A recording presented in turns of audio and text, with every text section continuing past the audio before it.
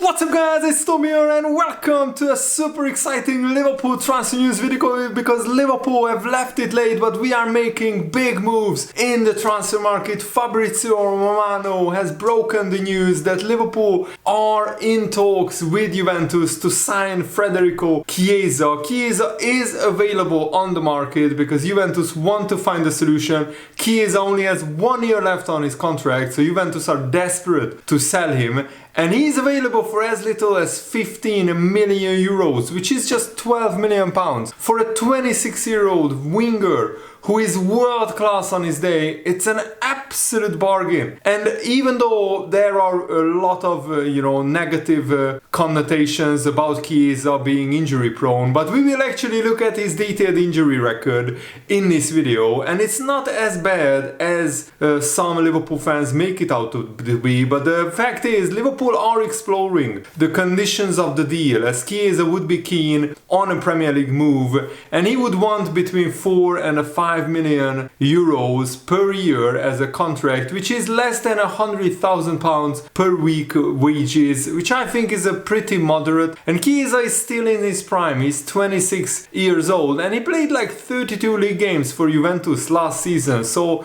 he has left a lot of his injury problems behind. And Fabrizio Romano updated us on this story a few hours ago that Chiesa has given his full availability to join Liverpool after initial talks with Chiesa's agent, and Liverpool have contacted Juventus as well. He's excited about this possibility of him moving to the Premier League, him moving to Liverpool, and the contract won't be an issue. And Juventus want Chiesa to leave. The asking price is around 15 million euros, so the potential deal is on, according to Fabrizio Romano. And I think this would be a very smart move from Liverpool because Chiesa is an experienced player. He helped Italy win the Euros, so he can do it on the biggest stage. And we don't have a real backup to Mo Salah. Harvey Elliott is not a right winger, and Arne Slot plans to use Harvey Elliott as an attacking midfielder when Dominic Szoboszlai needs a rest. Liverpool don't have anyone who can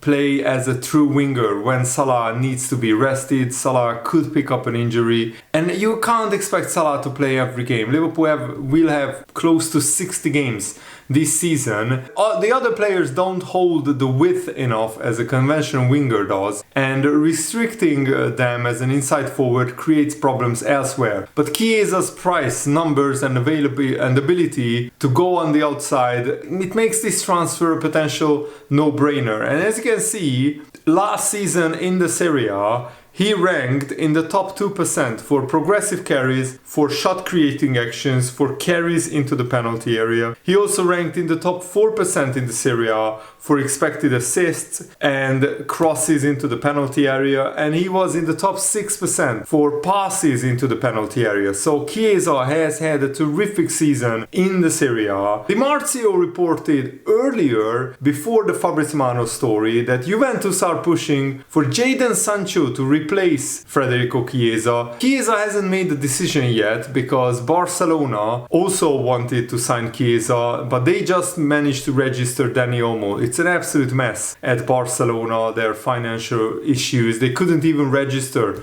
Dani Olmo for the first 2 game weeks of the La Liga season. That's how skint they are financially. That's how big trouble in Barcelona find themselves in financially. So Chiesa has given Barcelona 1 more day to assure him that Barcelona have the money to sign him and they can register him.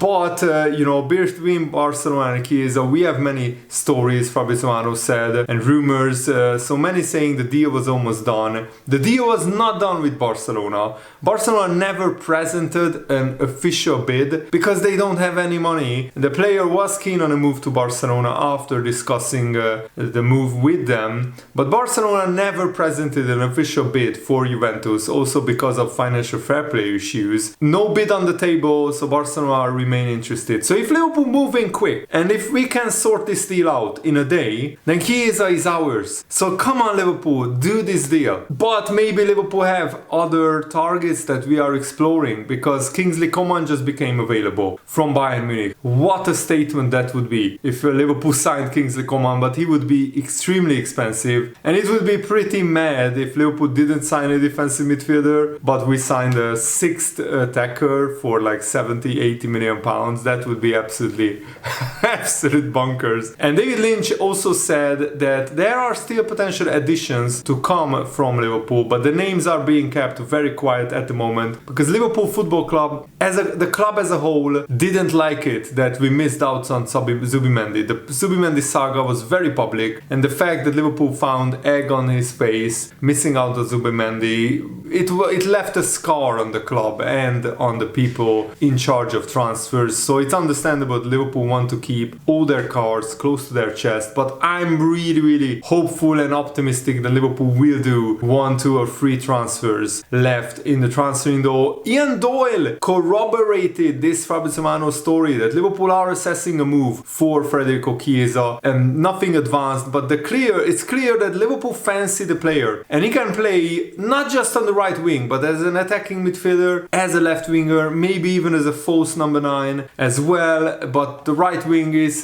his preferred position, and that's where Liverpool will need Chiesa to play. The past injuries, of course, a worry, but he's only turning 27 in October, so right now Chiesa is 26 years old, and he's in his prime. He's not the same player as he was before his long injury, of course, but on his day Chiesa is still world class in my opinion. And James Pearce reported for The Athletic that Liverpool have inquired about the availability of Federico Chiesa. He can play across the front line. He has entered the final year of his contract, and he isn't part of coach Thiago Motta's plans for this season. That's crucial. Juventus want to sell him because they don't want to lose him on a free transfer, and Juventus are willing to sell him for around 15 million euros, just that clubs are interested in Chiesa, and Juventus need every million euros that they can get, so they aren't in a great financial position, so they can't afford to let Chiesa run down his contract and leave on a free transfer. Senior Liverpool sources insist their interest is only exploratory at this stage because Liverpool are thinking about pursuing a deal. But the fact that we already talked to Juventus and to Chiesa suggests that Liverpool are not just exploring this, but we are seriously interested in Chiesa. And a lot of Italian news outlets are confirming that Liverpool are interested in Chiesa. No offer is currently on the table, but Chiesa would be happy and glad to join Liverpool this summer. Barcelona remain in the race, but they must reduce their wage bill before sending a formal offer to Juventus for Chiesa. Chiesa has already reportedly spoken to the Barcelona manager Hansi Flick, but whether Barcelona can finalize the deal in the coming hours or days depends on their new coach and of course on Barcelona sorting out their finances, which is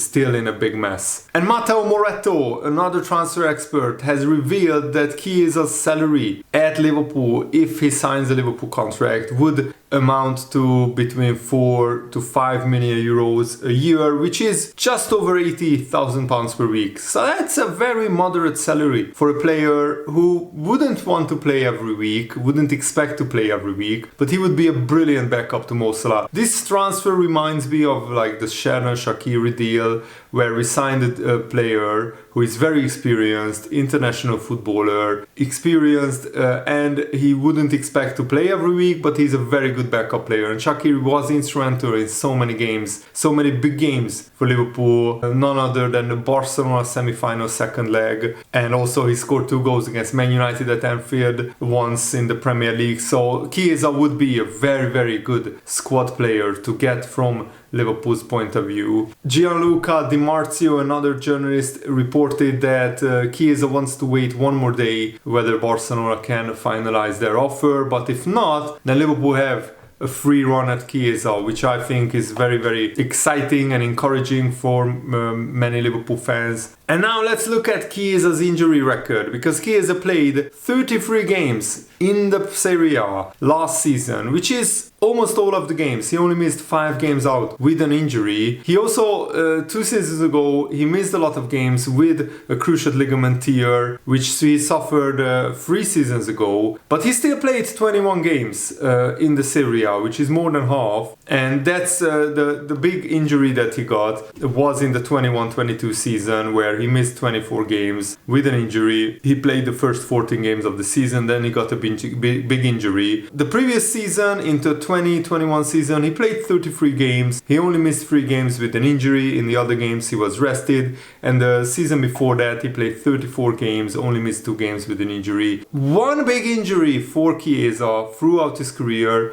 Does that make him injury prone? I don't think so. Of course, he probably lost a yard of pace because of this injury, and that takes a toll on the player's full potential. But still, Chiesa is a very good player. As I said, on his day, he's world class, and he can score, assist, dribble past people, and he's very experienced, and he's in his prime. So right now, if he comes in and Salah has to be rested or he's injured, then Liverpool could have a like-for-like replacement to Mo Salah, something we don't have right now in the squad. So this makes perfect sense to me, especially for such a low transfer fee. 15 million euros is like 12.5 million pounds. That's an absolute bargain for a quality player like Chiesa. And remember, in 3 of the last 5 campaigns, he played more than 30 games in the 38-game Serie A season. Of course, the Premier League is a lot more physical, so there is a question mark how he will adapt. But it is a low-risk transfer. He will have a low salary. The transfer fee is extremely low for a player of his quality. I mean, Chiesa in his prime, when he had 3 years left on his contract, he would cost 80 to 100 million pounds. So you are getting at least a 60 million pound player for just 12 million, in my opinion, because Chiesa in full top form is a 60 million pound player, at least in my opinion. But Arne Slot's new style is a more energy conserving football. It's not as high octane from the first minute to the last. Jurgen Klopp's style was going all out. The players were absolutely running at 100 miles an hour every single minute of every single game, and that took a toll on Liverpool's players' physicality. No wonder Liverpool had so many injury-ridden campaigns. Hopefully under Arne Slot we will have a more controlled style, still playing a lot of exciting football. Of course, it's a risk, but it's a small risk,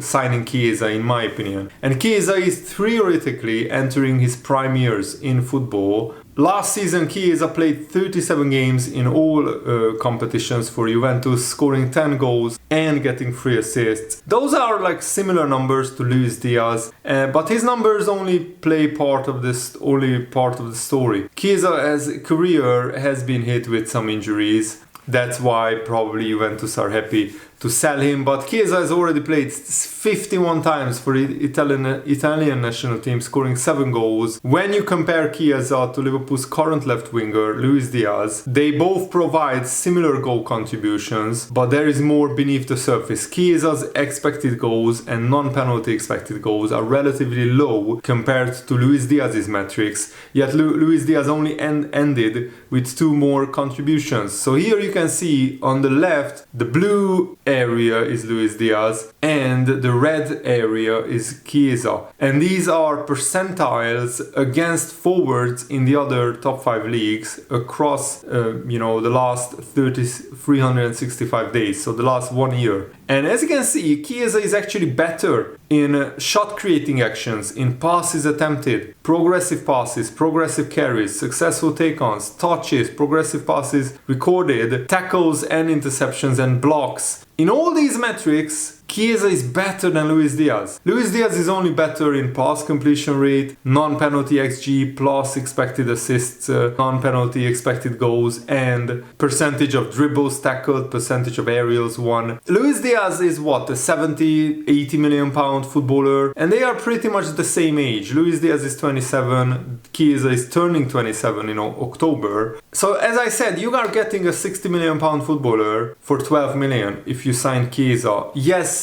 he got some injuries, but it's not as bad as some people are making it out to be. So this could be, as you call it, a calculated risk signing this player, because as I said, for only 10 to 15 million euros, I mean, some reports are saying Juventus would accept 10 million euros. Juventus's willingness to move him on and such a reduced price speaks volumes about their concerns over Chiesa's long-term availability and fitness. And also the fact that Chiesa didn't sign a new contract, probably that made Juventus's mind up that he should be sold. But if Arne Slot and the Liverpool coaching staff can return Chiesa to his peak form, this current transfer could be a bargain, a masterstroke. And for Liverpool fans, it would be thrilling to get another winger who takes Liverpool fans off their seats, and who is very exciting to watch. He's a very energetic player who loves running at people, and he loves going left to right and dribbling past people. And it also adds significant strength in depth